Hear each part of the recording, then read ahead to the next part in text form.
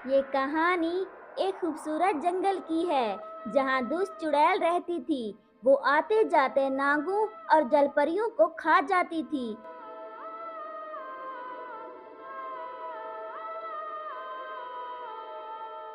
उसी जंगल में एक जादुई पेंसिल का पेड़ भी था जो कई सालों से बारिश न होने के कारण बहुत प्यासा था। एक दिन उसी जंगल के रास्ते सिंड्रेला जलपरी अपने स्कूल जाती है। उसे रास्ते में वही जादुई पेंसिल का पेड़ दिखता है। वो उस पेड़ के पास जाकर रुक जाती है और मन ही मन में कहती है, अरे, ये कैसा पेड़ है? मैंने पहले कभी इस तरह का पेड़ नहीं देखा। इस पर तो रंग बिरंगी पेंसिल लटकी हुई है। मैं ऐसा करती हूँ, इस पेड़ से एक पेंसिल मांग लेती हूँ।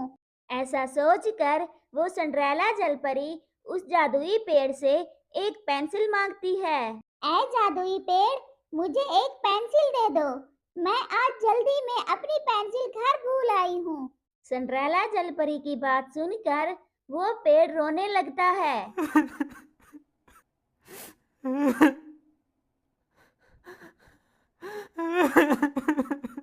आप रोइए मत ऐ भले पेड़। अगर तुम मुझे पेंसिल नहीं देना चाहते तो ना दो, लेकिन प्लीज इस तरह रो रो कर खुद को हलकान मत करो। नहीं नहीं, अय भली छोटी जलपरी, मैं तुम्हारी पेंसिल मांगने पर नहीं रो रहा। मुझे बहुत प्यास लगी है, मैं इसलिए रो रहा हूँ।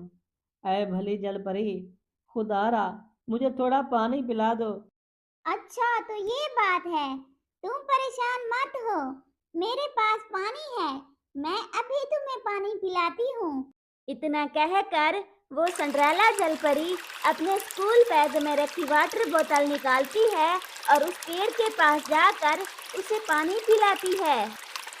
वो पेड़ पानी पीकर बहुत खुश हो जाता है और वो सिंड्रेला जलपरी से कहता है, बेटा, तेरा नाम क्या है? मेरा नाम सिंड्रेला जलपरी है। संद्रेला बेटा, तुमने मुझे पानी पिलाकर मुझ पर बहुत बड़ा एहसान किया है। इसके बदले मैं तुम्हें कुछ देना चाहता हूँ। ये लो, एक जादुई पेंसिल। इस पेंसिल से तुम जो चीज़ बनाओगी वो सचमुच तुम्हारे सामने आ जाएगी। लेकिन संद्रेला बेटा, वादा करो, इसका तुम सही इस्तेमाल करोगी।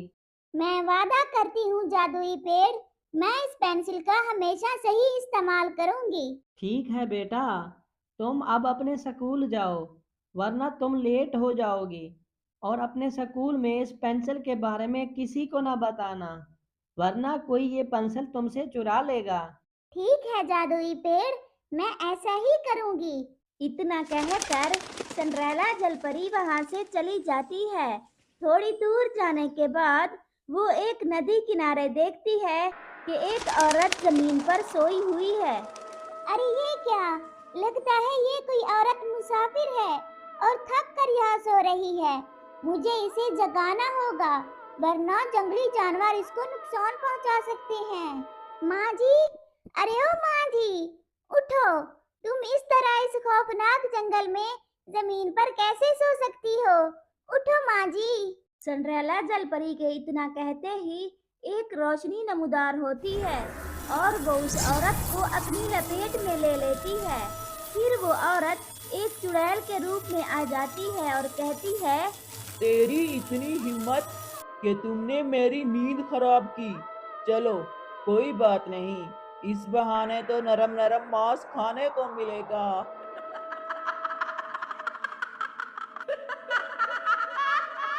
क्या मतलब, तुम्हारा कौन सा नरम नरम मांस? मैं कुछ समझी नहीं। अब तुम इतनी भोली भी ना बनो। मैं जो कह रही हूँ वो तुम अच्छे से जानती हो। मरने से पहले कोई आखिरी ख्वाहिश हो तो बता दो। चुड़ैल की ये बात सुनकर सिंड्रेला जलपरी बहुत डर जाती है। फिर अचानक उसे उस पेड़ की बात याद आती है। ये लो, एक जादुई पेंसिल। इस पेंसिल से तुम जो चीज़ बनाओगी वो सचमुच तुम्हारे सामने आ जाएगी। फिर वो चुड़ैल से कहती है, हाँ, मेरी आखिरी ख्वाहिश है और तुम उसे पूरा करो। बताओ, वो आखिरी ख्वाहिश क्या है? मैं उसे जरूर पूरा करूंगी।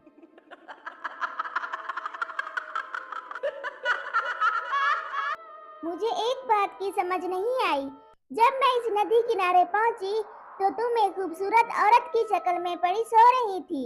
मेरे जगाने पर फिर तुम इस भयानक रूप में कैसे आ गई? बताओ, तुमने ये कैसे किया? अरे बेवकूफ, मैं एक चुड़ैल हूँ और मैं किसी भी रूप में आ सकती हूँ।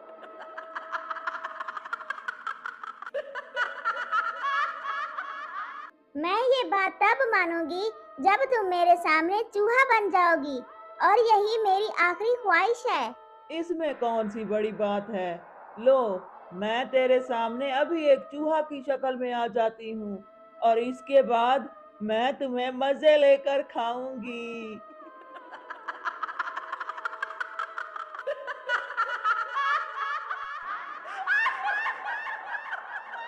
चुड़ैल के इतना कहते ही एक रोशनी नमूदार होती है, उस चुड़ैल को अपनी गिरफ्त में लपेट लेती है। देखते ही देखते वो चुड़ैल एक चूहे के रूप में आ जाती है। फिर तब सिंड्रेला जलपरी जल्दी से अपनी नोटबुक पर उस जादुई पेंसिल से बिल्ली को ड्राइंग करती है और देखते ही देखते वो बिल्ली दौड़ने लगती है और उस चूहे को देखकर बिल्ली उस पर झपट पड़ती है और उसे अपने तेज पंजों से घायल कर देती है और मजे लेकर खाने लगती है। सिंड्रेला जलपरी ये सब देखकर बहुत खुश हो जाती है। इसी तरह वो अपनी जहानत से उस जंगल वासियों को और अपने आप को उस चुड़ैल के जुल्म से हमेशा के लिए छुटकारा दिला देती है।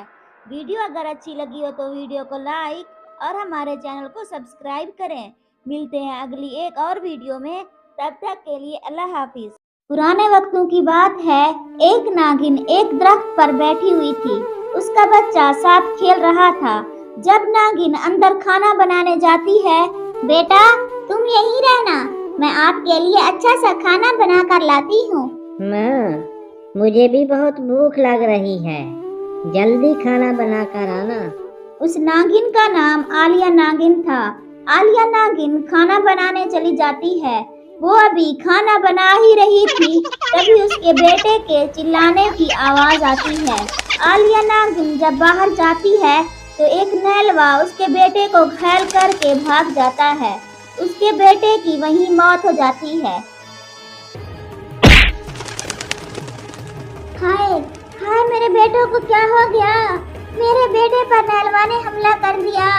हाय मेरा बेटा, उठो मेरा प्यारा बच्चा, उठो जल्दी से उठो। तुम्हें क्या हो गया? मैं तुम्हें नहीं मरने दूंगी। तो वहाँ मोटू नाग आ जाता है और कहता है,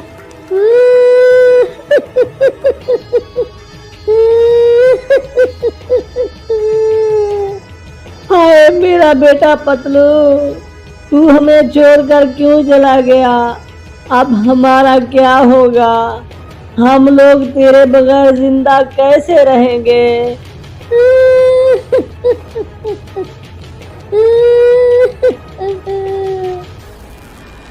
सब नाग लोग वाले उसे दफन कर देते हैं।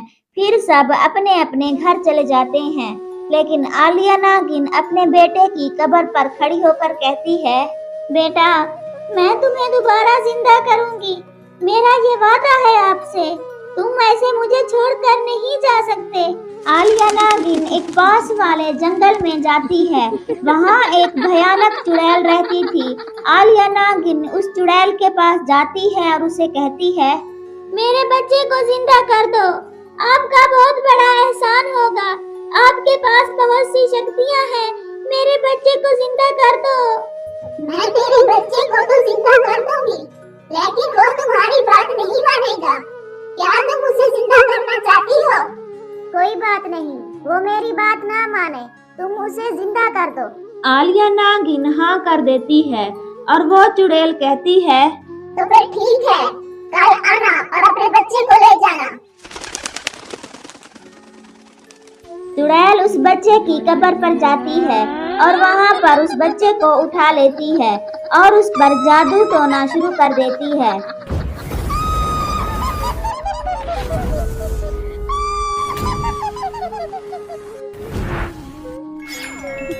जादू से वो बच्चा उठ जाता है, लेकिन उसकी आंखें सफेद होती हैं। दूसरे दिन आलिया नागिन आती है और कहती है, मेरा बच्चा कहाँ है? ये लो बच्चा और जाओ यहाँ से जल्दी से। आलिया नागिन अपना बेटा लेकर वहाँ से चली आती है। जब इस बात का पता मोटू नाग को लगता है तो वो अपनी बीवी से कहता है, ये तुमने क्या किया आलिया? क्या मरे हुए लोग कभी जिंदा होते हैं? ये हमारा बेटा नहीं है। अगर चुड़ैल ने इसे जिंदा किया है तो जरूर इसमें कोई काली शक्ति होगी।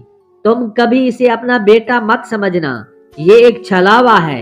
ये हम दोनों के लिए खतरा बन सकता है। अचानक वो बच्चा माँ को छोड़कर अपने बाप की गर्दन पकड़ लेता है और कहता है, पिताजी, आप बोलते बहुत हैं। मैं आपकी बोलती हमेशा के लिए बंद कर देता हूँ। वो बच्चा अपने बाप को मार डालता है और माँ की तरफ दौड़ने लगता है। बचाओ बचाओ मुझे, कोई तो मुझे बचाओ, ये मेरा बच्चा ही मुझे मारने आ रहा है। आलिया नागिन भागते भागते घर में जाती है। घर में गंगा जालू से मिलता है और वो बच्चे पर फेंक देती है। बच्चा उस गंगा जल को अपने ऊपर गिरने नहीं देता और बच जाता है। आलिया नागिन वहाँ से भाग जाती है। भागते भागते वो एक बाबा जी के पास आती है और उन्हें सब कुछ बताती है।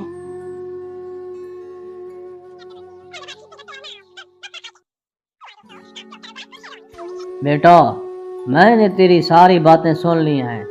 तुमने एक काली शक्ति को पाताल से इस धरती पर लाया।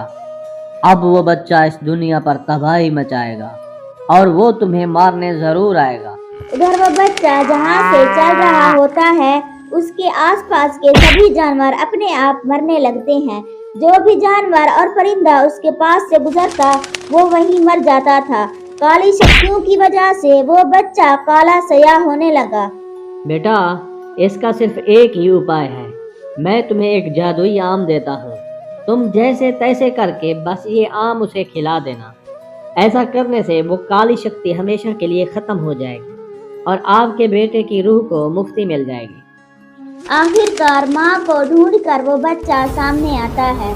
बाबा जी उस पर जादू छोड़ने लगते हैं, लेकिन उस बच्चे पर कोई असर नहीं होता। वो बच्चा बड़ा होने लगता है। वो अपनी माँ को उठा लेता है। जैसे ही वो अपना मुंह खोलता है, उसकी माँ वो जादुई आम उसे खिला देती है।